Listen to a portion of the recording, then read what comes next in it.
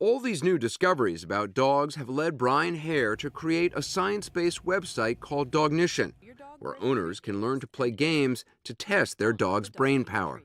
So you're allowing people to do an intelligence test for their dog? That's exactly right. And the idea, though, is that there's not one type of intelligence. We help you measure things like how your dog communicates, how empathic your dog is your dog cunning, is your dog actually capable of abstract thought, like reasoning.